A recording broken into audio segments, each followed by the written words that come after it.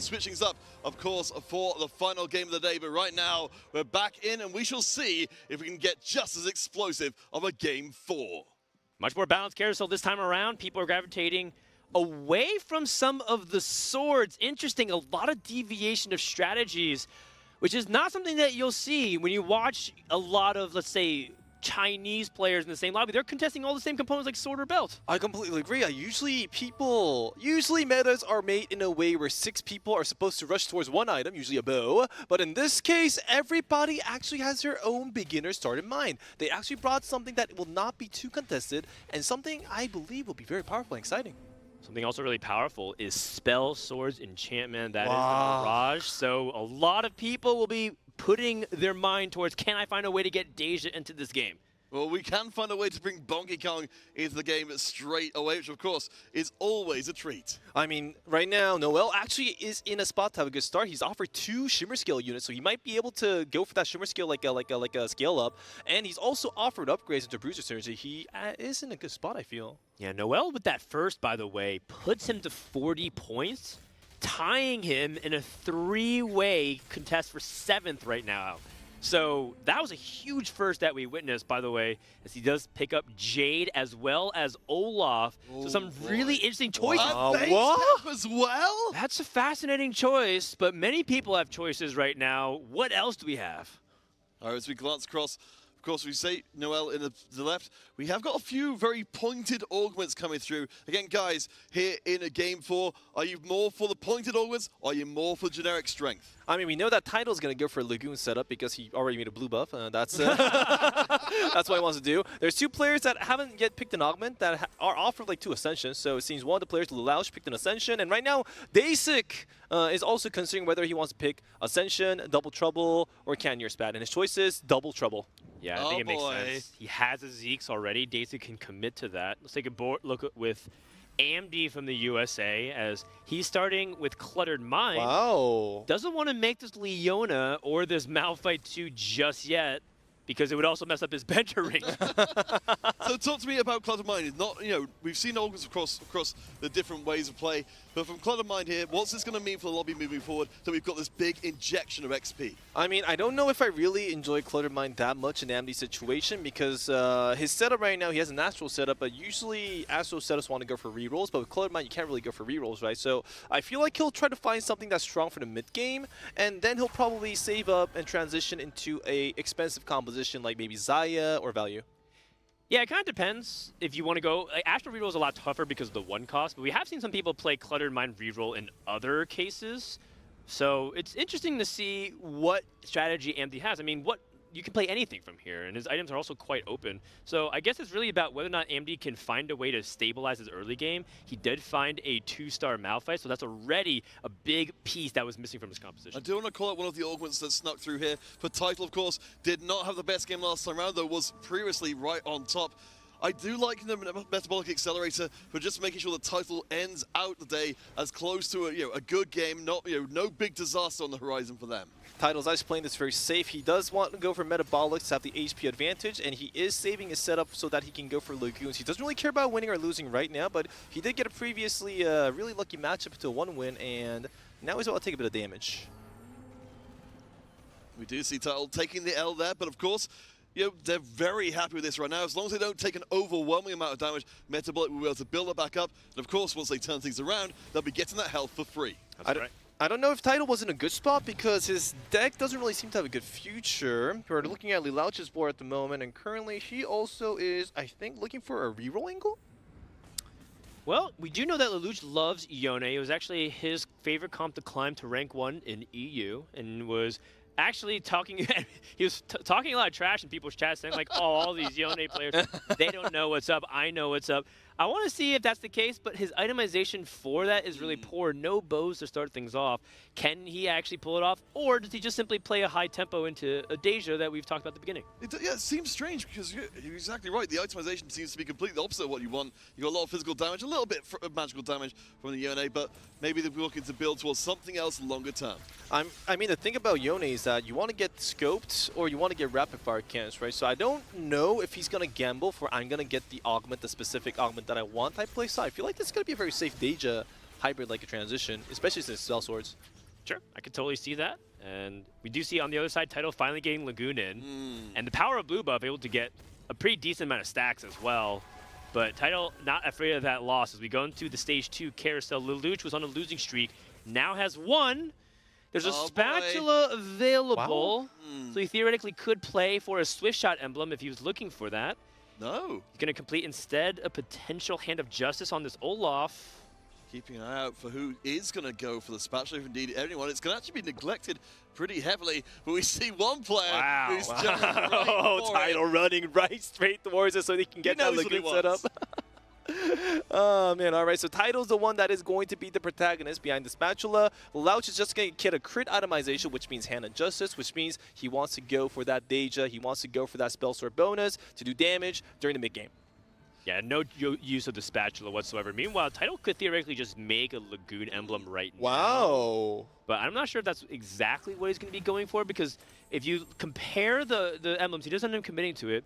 But Lagoon Emblem is much less flexible than Mage Emblem, and a lot of people would prefer Mage instead, but he already had committed his tiers. So I think in this case, Tidal says, you know what, I'm just going to do what I can to improve my board the most here. I mean, I do like the position the Tidal is in right now. You know, they're taking a loss streak. We know they can absorb it because of Metabolic Accelerator. They're stacking up Lagoon, and they're stacking up their loss streak as well. You know, that's a lot of money flowing into Tidal's coffers to try and at least make sure they get the top 4. I mean, I've been watching Tidal play, and I think he's a vertical Lagoon lover. I think he thinks 9 Lagoons is the key to make the composition work, and he just wants to itemize Nilla and Shaw to make that work, I feel. Yeah, there's actually a lot of different variations of what makes Lagoon quite a tricky composition. When do you play 9? You know, when do you go to 5 Mage? When do you cut all of that? When do you cut 6 Mage and, 6 Lagoon and down to 3 Mage and play a bunch of utility units? And I think that's where a lot of players get lost. All right, let's take a quick look across and see where we are in terms of the overall lobby. Of course, here we go. We saw doing some good work from before. Is on the win streak, heading in to our friends, the Krugs, along with Slooper as well. Amdi down the bottom of the table. Everyone else pretty close to the middle. We might see a collision of win streakers, but we'll see if we're just that lucky. Oh my Wow. goodness. Baby, what do you think about this play? I like it. Yeah? I like it, I like it. But I'm confused though, does Slooper not want to go for the Dark Flights? I felt with the Runeouts he was considering going for Dark Flights, but since he has the Shimmer skills, he just wants to eco up with that Gambler's Blade, get the extra economy, and go for a value tech instead. That's interesting. Yeah, Kyrix will take a pretty convincing L there. Oh, that hurts. Oh boy. Ouch. To be fair, Kyrix, you know, they're towards the bottom. We assume that they're going to be okay with taking the L right now. They got a few bits and pieces on the bench. We'll have to check in with them later to see if they put together something more compelling. Both of our win streaking players, though, Slooper and Here We Go, have maintained their win streak coming out of stage 2. So that's a lot of gold, all headed to the top. Now we finally look at Dazek's board. He did pick the double trouble, and oh, he's got a Zeke's and a sword ready.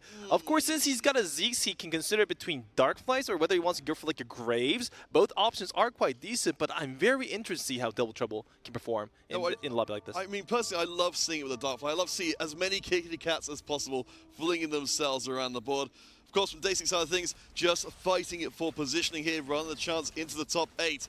But still, a strong showing and a game 4, one more to come. Oh, well, no, I suppose round 9, game 4 of the day is still worth something for them. I want to comment Dazek's positioning. He actually positioned to a maximum where he can get the most number of spells by putting both Malphites in the back and one Zac on one mob and the other Zac on the other 2 mobs. That's actually really, really good and clean. Dazek's just very clever in general. You saw in the previous game where he was somehow found his way into like a later Lagoon and outplayed somebody who had early Lagoon and went 9 and hit the Zoe 2 and Bar 2.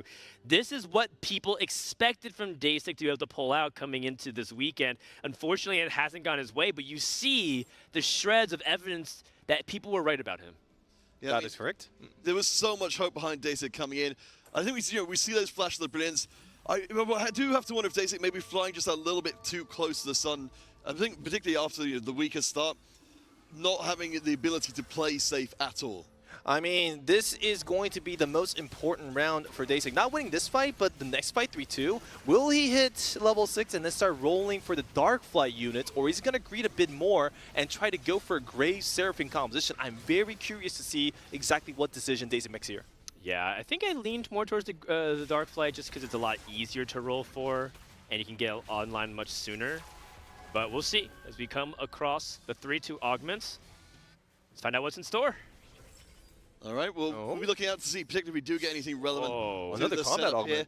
It looks like we have got some fairly generic ones. We've got, of course, more scale squads creep in. We are seeing the rerolls. Our players know how important this next section of the game will be. Title got high tide.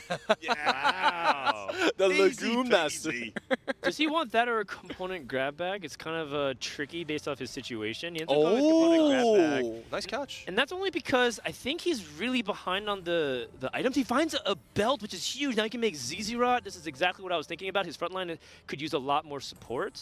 Although, actually, I realized he might save that instead for Morello. So now he actually has a couple of tough choices. So we'll keep an eye on what Title ends up doing. Of course, again, they are trying to ride things out, taking a controlled descent into the later game. We can see already they're up above 50 gold. They've got the big old streak going in. They seem to be where they need to be, if perhaps not the items they need to be. I mean, Title's situation is really interesting. He does have the metabolic, so his HP is actually not that bad. He has a full win streak going on, so he has a full loss streak, correction, going on. So he does have a lot of economy, but will this be enough for him to finish off the game? Will he have enough damage? Is actually mainly the most concern that I have. He's gearing up for basically having the best items for everything. A lot of people say blue buff is the most important item on Sohm. ZZ-Rot Construct or ZZ-Rot Portal is the most important thing you can have on your front line, and Edge of Night is the most important thing you can have on Neela. So he has all those things. Wow, good. It's really about whether or not he can piece that together for a really consistent run in the mid game. This is a really interesting unit to think about, but it seems like it's bait. What do you think, Bebe? He can't really use the Deja, and he just really wants to keep on stacking Lagoon, so I think he's just going to full-on greed. I think full-on greeding, and maybe, as you said, he might hit level 7 and then start rolling to stabilize for some 2 and 3 costs like 2 stars and go for some. Yeah, actually, it's a really good point because Title is in a position to pick first because he's been loose streaking with Metabolic. He's also at 70 out of 80 for Lagoon, so he should be able to get to the 80 mark, get a component, and that might be able to help him spike again. If he gets a belt or a rod, he can play immediately off of that component, off the Care Stone, get another spike without having to roll. One player we do see trying to punish that kind of behavior is Noel here. They've got themselves a big old bonky bro who's going to be able to tear through. That's the kind of damage a Metabolic Accelerator can't shrug off. Yeah, agreed. This is definitely really tough for Title. You can see he's already pre-leveling, getting ready to roll some, or at least go to 7. The question would be whether or not he rolls, and also what's going to take off the carousel. Does he complete another ZZ-Rot and play off this bow? He's going to start working on Morello instead, and I have to agree with it because I think he's lacking damage. Now we are looking at the board. I'm trying to see if there's any key itemizations that these players want to take, or these players want to like contest mostly. The question I have is for Slooper. Slooper's, by the way, has played Xayah in 4 of his 7 games, and he hasn't bought for a single one. Wow. We're kind of wondering what he was going to angle for, but the problem is a lot of awkward items have been left over him on repeated carousels now. So we'll see whether or not he's able to actually pull that off, or is he going to go completely left field maybe and do something like a Seraphine Grace from a position that I don't expect him to? Well, he is offered a Grace, and he does have the Cannoneers in the setup. Will he pick it or not? That will be the main issue, and that will be the deciding factor of what his endgame composition going to be. I mean, we've certainly got a pretty darn strong ball right now. I mean, with this win streak really propping up Slooper's economy, they can't afford to make any mistakes here or they'll lose out big. Surely Graves is at least better than the Ophelio, so I'm not entirely sure why Yeah, I you'd want to completely play agree with that choice. I think he's just really trying to go for like clean economy because Graves is 4 gold and Aphelios is 2 gold, right? And Graves 1 star without any itemization doesn't make a huge difference in the outcome of the fight. So I think he just did that to maximize his like a gold output. And he is just telling us, he's sending a friendly message to us saying, I'm not going to go Gravesite. I feel like when you get things like this, Gamblers play gold, oh my goodness. Wow. Able to get 2 procs immediately, and if he's able to win this fight, getting that bonus gold would be huge. Nice. Actually, he can still buy the Graves if he wants. I love the center item carrier here doing an absolutely incredible job of making the most of the Gambler's Blade and the Runan's Hurricane.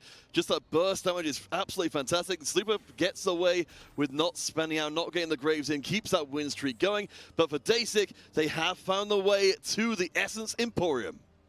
Wow, Dasic did eventually decide to go for Darkflight because, as Frozen said, it is a cheaper and more easier composition to get online. He's also offered a swing, but interestingly, he's not putting it in. Yeah, I like this a lot. I think too many players get baited by Swain, in particular with Double Trouble. Instead, you want to roll for 3 stars for everything, and Swain takes 2 valuable spots without even getting Double Trouble himself. In the best case scenario, yes, you can try to play 2 Swains if you're level 9, but that's not going to happen for so long in the game that I really like the direction Day6's going. No, it makes a hell of a lot of sense to make the most out of that augment. Of course, we've got the cybernetic shell in there as well to make sure those Rengars don't get popped too early with the essence as well. These are some assassins that are going to be very hard to take down, as the Swain actually does get picked up. That's controversial. I know a lot of players will immediately start getting into their Discords and Twitter DMs talking about the play. So, baby, do you like having Swain in these double trouble builds? No, I actually do not. Because the main reason is because Day6 only had a bunch of 1-stars. He does not have enough gold, so I feel like he sold the Swain to get the interest gold, and his main win condition is in the end to find 3 stars and get that double trouble value from his for the extra units. And I think that was his best odds. So we'll have to see about that. Okay, I'm in agreement. Talking about 3 stars, by the way. 8 Kai'Sas on the board. Kaivix is picking up orbs! Oh, no! Do you want to actually be picking up orbs? He was also offered a fish build. From his 100 Lagoon cash out. Sometimes I'm just like, maybe the Kai'Sa's in the orb. You never know. Oh, boy. So gonna do a little bit of rolling. Kaivix currently seeing themselves pretty okay towards the bottom, but not exactly where they would need to be. There is a 3-star. It cost them nearly all their gold to get it online, but finally, she has arrived. Oh, you know what? He already had 8 Kai'Sa, so he probably would have 3-started anyways, so nice job there. Kaivix is really experienced. In fact, he was one of the first players playing Kai'Sa reroll even before she became popular at the very beginning of the set. So he understands his composition very well. He's a reroll expert. He's not slamming the components immediately, commits to a Protector's Vow instead. Interesting choice.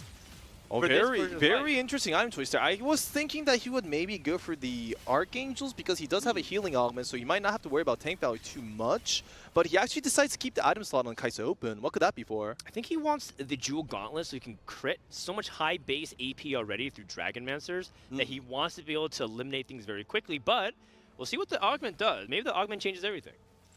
Oh, that's it. That's what I'm talking about. Good this year. Yes. He already has blue buff slam though, so blue battery is not what he wants. Tidal's looking at the golden egg. He has metabolics. Will he be able to go for it? He can also utilize binary airdrop. Lagoon prints so many items, and he has component grab bag. He could theoretically get so many items. Also, we talked about how they love spats in that composition. Earth's grab bag too, the only augment that can really give you that. Day6 also offered a golden egg. He puts both hands on his face. Of course you pick it, of course. You're Darkflights. The problem is Band of Thieves. Oh my Picked God! it! Day6 with the golden egg. Let's do it. Egg. This is what we're here for, Day6. At least go out on it with a big kaboom. I mean, this isn't ridiculous. Day6 currently has one of the strongest mid-game composition in the game. His itemization and augments are pretty decent to make it happen. He might be able to survive enough to proc the egg, and the egg is a bunch of Force of Natures and a bunch of rare itemizations. He might do it. He's going to need to win these rounds, though. Otherwise, it's going to take such a long time. The Rengar gets blown up. We have got ourselves a couple of Swains brewing on the bench. Day6 takes the L here, but it's not as devastating as... Oh! Wait. No way. No way. No way. No way. No!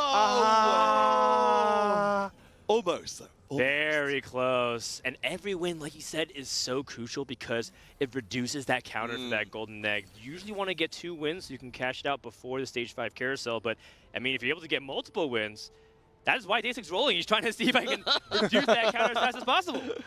All right, now we're looking at the Amdes board, and he currently... Oh, he has a good setup for Zaya Shyvana. He has the itemizations ready for Zaya. He has a Zeeks for it as well, too. AP itemization for Shyvana. This is a perfect setup. He just needs to find it. Okay, and he's good augments for it as well. But he doesn't roll for it. Interesting. I guess he does have a Soraka Chill Greed a bit more. I mean, Amdes still in an okay spot. 55 HP left in the mix. Not in any danger of being eliminated. In fact, the whole lobby is still looking relatively healthy. Oh god, this Zyra is going to hurt like crazy. Everything is lined up beautifully in the back. Ouch! And now the front line is gone. Shyvana did not crash fast enough, but it looks like the backline is getting targeted. This is just a Varus 1, by the way. Wow. It is questionable. Bebe was like, why is he not rolling? Amdi just took a huge loss. I mean, I think the situation's not really that bad. His augments are... I mean, the economy he got from Clustered is very significant, so he has a lot of gold to work with. And he did manage to find Cybernetics in the end, which is a very good itemization, augment to work with the component grab bag. So I think Amdi's spot is going to be good the moment he spends his gold. EMEA still looking pretty okay coming out of this situation. Of course, Lelouch on a 40 points shared with Noel, certainly trying to fight the way back up. Titan, of course, leading the pack with 43. As Lobby 3, why, there's something fascinating going on here. Yeah, I don't really notice immediately off the top of my head if it's like a really, like, if this was like 3-3 or something and I'm missing it, but it looks like Huxing is full streaking with 7 Jade and Whispers. 16-round win streak? Oh, Easy peasy. he's at 100 HP. 16 win streak, that's why. Just noticed, wow. Not bad, not bad. All right, let's bring us back to the main attraction, though. You said EMEA's players starting to at least acquit themselves well, but it is all about getting towards the top. And here we go right now, is the top player. I mean, Noel's build is really funky at the moment because his items, as you can see, he has an Ionic and he has a bunch of AD itemizations, right? So it doesn't really give him clean direction. I think he just used Ionics for a filler itemization for the early mid game, but that, you know, takes away his tank itemization. So his composition end game will not be that strong. We'll see. Well, he could play for Reforger, but you're right. He is holding on to things like the Whispers, which makes that Ionic Spark a little bit redundant. Speaking of the redundancy, whether or not people end up playing the Xayah, we'll see. Slooper is trying to see if he can get this last fight in, but right now this Wukong is going to go down, meaning that it's just a Volibear. If Slooper can get a win, that'll be huge to continue to keep his HP high, and he's going for 9. Look at his gold count for Slooper. He has such a big reserve to either roll or greed further. We've got to keep our eye out for Kybix as well. Win streaking in the middle of the pack. Here we go. Takes an L, as does Noel. We will be seeing the table being compressed by that kind of play. We're back to Kivexport at the moment. He currently has 137 stacks on the Lagoons, and his Kai'Sa 3-star is completed. He's been running a 4 win streak ever since hitting that, making him very, very like a powerful for the mid game. That's good. Yeah, I really like the Best Friend's take because he knows there's a Rengar in the lobby, and Best Friend's secondary effect is that it gives bonus attack speed and armor, meaning that this Kai'Sa is going to be less likely to be targeted, instead going to go to Karma instead. Really nice heads up play, but ends up cornering it, making it vulnerable to that Neil FM title. He picked binary, just as you said? Well, we'll see if it ends up working out for him. Does get a Shroud and another item that's pretty okay in the form of the Quicksilver, so looks like Title's just crushing through the front line. 2 rots and a Daisy, bonking in the front line. Kai'Sa is trying her best, but she can target that last only 2 units at a time. Sam is going to ult uno. Dos. one more, tres. Oh! The counting was no good. I should count in English. I'm sorry. I'm sorry. My fault. My fault. Man, are you trying to cast in the 3rd language, baby? I'm like, what's going on here? It's too many to keep up with. We'll head to the Treasure Dragon, though, and we're still looking pretty okay for our players. We're very, very tightly contested here. So many of our players, of course, particularly ones up at the top. Title, Lelouch, and Noel, they're the ones with the best chance of pushing themselves forward to a significant, challenging position coming into our final round coming up next game. Currently, I'm sure everybody's trying to look at Daisy right now, but there is a gigantic golden egg, and judging by Daysig's HP, I think he won a few fights. He's won 3 in a row. 3 in a row? That's massive. We need the egg count, and we need it right now. Yeah, do not let us miss that. Speaking of not missing, we have to see that. Pantheon 2, huge moment here for Lelouch. Lelouch barely inside that top 8 right now, tied at 40 points in a 3-way tie with Latam. Can he find that opportunity to put him at the doorstep of top 8? And what is this composition? We've got Scales gone Xiaoyu. Scales gone for Xiaoyu. I was very curious about that choice. Oh think, my! Whoa! 1 gold off. 1 gold off, sold the always. Pantheon 2, and that 1 gold he chose to make Pantheon prevented him from making the Xiaoyu 2. I mean, I'm kind of curious. Oh, Stasek. I'm kind of curious. Isn't the Pantheon 2-star better than Xiaoyu as choice? Well, he's trying to go for 5 Jades so he can scale the attack speed, so he's trying to set up multiple carries.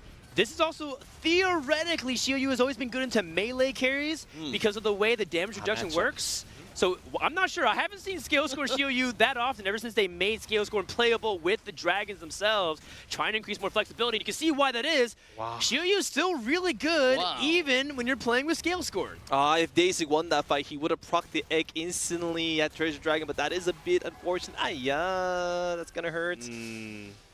I do like having that much damage reduction and extra bonus damage as well. Xiaoyu 2 will come in as we check in with Daisik. The egg is so close to hatching. We've got a Rengar ready for the perfect drops to make this comp absolutely explode. I mean, Daisik got really close. He found 6 Rengars and 6 Apheliuses and he's got 6 of everything. Good base for sure. And Wow. it kind of depends on what the egg hatches, right? If it's like the one of each legendary dragon plus duplicators, I'm not sure that's exactly what he's looking No. for. Does he want the triple aura items? But he has like so many items already, it's kind of awkward. So there's a lot of variance with what the Golden Egg can actually get. Not to mention back-to-back bad matchups into Jades, which is just the counter to his composition because Rengar targets the statues before he targets the carries. That is completely correct. Xiaoyu Siphon is really, really strong against Rengar techs in general because they are the stronger melee carries. Look at that Siphon tearing up those Rengars, and Ophelia is surprised, but that does no damage. You can see Noel definitely respecting Dasic's power. They're literally wiping sweat from his forehead as they manage to go through. Have we got an egg hatch? No, we don't. We're denied again. Wait, how do we check the timer? I don't know, but I saw a crack in the egg. Oh, crap. Got me really excited. We're amateur paleontologists here. We're going to find it. 8 Rengars. One more. Gonna do it. Still swing. Do it. Just do it. But he might actually sell the egg, so he's not touching it. He does not want to touch that egg. I think we might be able to find out if we right-click on it, but I suppose either way around it, the egg is very teasing. It will keep looking like it's just about to hatch. Dasic has got a little bit more life in them to try and get it through to the promised land up against Title, who, of course, will not veer from their own course. Lagoon all day, every day. Wow, Title has 18 items to work with. That's amazing. It's a little bit difficult to deal with this Rengar, which is jumping onto the Psalm, but Tie Blossom is good. Eliminates a lot of it by cornering. It's just too much damage from the Lagoon player, and this is exactly what you're supposed to do against Rengar. Dasic's now down to his last life, but he gets 2 injections of power, he gets the carousel, and he should be getting that egg. I believe the egg should be hatching this next round, so prepare yourselves, gentle viewers, for an explosion of enormous proportions. Dasic needs to get exactly the items we have to go back to Dasic. We have to go back to Dasic. It's about the problem. We have to go back. You see, this is the precursor to the egg. A carousel is like an egg to itself. And it's a lot of gold for players like Dasic, who wants that big 3-star power swing, needs as much gold as he can as he's going for Morello Namicon, so we'll see if he's able to employ that as he needs some anti-heal. Meanwhile, I mean, there were a lot of Xiaoyu Siphons in lobby, and he just doesn't want to let them heal, so that's probably why he picked the Morellos. That makes sense. I am really, really excited. The Golden Egg is about to come here, right here. I think it's about to proc. That was a crack. Ambushing! All right, what do we got? He's going. Oh, Rascal's Gloves. Radiant, these gauntlets. Tactician's Crown. Ooh. Okay, so that's actually not traditionally good for Darkflight because you want to be using the item. Oh! Rengar 3. And a Rengar 2. But if you play things like this Graves can hold Thieves' Gloves. He's not going to get Darkflight Essence anyways. And then what do you just play this anyways? The Rascal's Gloves? The roll I of like the gloves that. is no good. Okay. I like that. He wanted the Rascal Gloves on his second character, which is Rengar, because Rengar is pretty strong, right? So I don't think that's a bad choice whatsoever, especially if he high rolls the atomization, can be very, very strong. Of course, he low rolled. He did low roll the items. I mean, even if that Rengar 2 isn't any good, we've still got a Rengar 3. Wow, that damage on Rengar versus Kai'Sa. Even with the power of the unholy egg, it's still not enough. A 3-cost 3-star gets wrecked by a 2-cost 3-star? No way! Dasic with another 8th place. That is devastating. Well, at least he got the golden egg first. I guess so. At least he now knows that it was a hopeless case. Still, though, Dasic, a showman to the bitter end there. Has been playing on the edge of the knife all day long. No better way to go out there. You know, Lelouch's board is really interesting. He went for a scale scoring like a Xiaoyu, and he also has like a binary as well too, which is very rare to see. Yeah, binary is surprisingly really strong in Jade setups because it's really about the sum of the parts, and you can see Lelouch has crafted his board very intelligently, utilizing things like Rakan and Braum as the tanks in a Xiaoyu composition, giving Xiaoyu the scale scoring emblem. Really unusual spot. However, Slooper does have theoretically the good positioning. Xayah has been a counter to things like Xiaoyu in the past. Can he get the job done? and keep that safe. Slooper is down to 12 HP. Losing here could eliminate him entirely from this tournament from going to top 8. But Xayah is uncontested right now in terms of being attacked. So strong. The Feathers Fly is now starting to stack up, and Shielyu just can't get to the back line. A huge win for Brazil's Slooper. Yeah, as you said, massively important for them to hold on. Notable as well, if we're talking about low HP players, Noel is down to 3 HP. They're even closer to the brink. I mean, there's so many strong forecasts like carries in this lobby. There are multiple Shielyu Seinfeld players, and that Xayah tech is also very powerful during the late game. We can actually see exactly what makes these players so consistent is that they don't always try to go for like a Dragons. They don't always try to go for like a 4 or 6 Dragons, go for level 9 Greed. They know what's strong at 4, they know what's strong at 5, they know what's strong at 3, 2, and 1, respectively. And what a devastating spot here for Noel, who's down to 3 HP. Noel, also one of those players just barely outside the top 8. He needs to be able to maximize his placements here. How can he find a way to get to 6th, maybe even 5th place? His board is also capped. There's not many ways he can actually improve it. Everything is 2-starred. I believe in Lobby 4, we've got Graves 3 and Hecarim 3 in the same game, so hopefully we'll be able to get a glimpse of that. Oh. Not just that, it's Latin America. You're looking at Life's Bad, trying to make a deep run for Argentina, and of course Kiki holding down the fort as the veteran. Can LATAM make this deep run in the Dragonlands Championship? All right, we got to keep our eyes in 2 places once. Noel is almost dead. LATAM will have to wait for now. Up against Slooper, the Xayah did very well against this kind of board before. We're looking at the fight going on right now. It's going to be Shielyu Siphon versus Xayah Shyvana, and Xayah Shyvana just has too much value. The enemy's level 9. He's got the full CC comp, the full itemized setup at the ready, and it's just not a fight at this point. Noel, an 8th, a 1st, a 7th. This inconsistency has just been his Achilles heel all weekend long. Not able to play for placements. That might have cost him a top 8. And I'm not wanting to get used to the idea of seeing EMEA players going out in 7th and 8th in a lobby. It's a really bad look for us, I'm afraid. But hey, we still got title up at the top. The player that people had so many questions about, they've stayed the course and they've been rewarded for it. I am so surprised and amazed with Title. Not only did he make his composition with Metabolics, he also managed to get to level 9 with Zoe 2-star. That also raises expectation. We're looking at Kivik Sport at the moment. He is the one that did send Dazik off with 6 HP. Is he in a good spot? His augments are a little bit awkward. It's like okay, but nothing great. But his items and the way his composition is set up looks good on paper. We'll see if it's enough. Good Shroud. Does end up getting the Shroud onto the left side of the board. Hecarim's not going to cast a kick from Lee Sin. Stops it just for a second. Hecarim doesn't even cast. So that's a good start, but the Shyvana's Dragon Descent lands, wipes a big part of the front line, and I just don't think it can kill fast enough, and that Runaan's Hurricane, just look at it, chipping away. Kai'Sa not able to get it done, and Kivix is dead, and his chance at top 8 has been eliminated.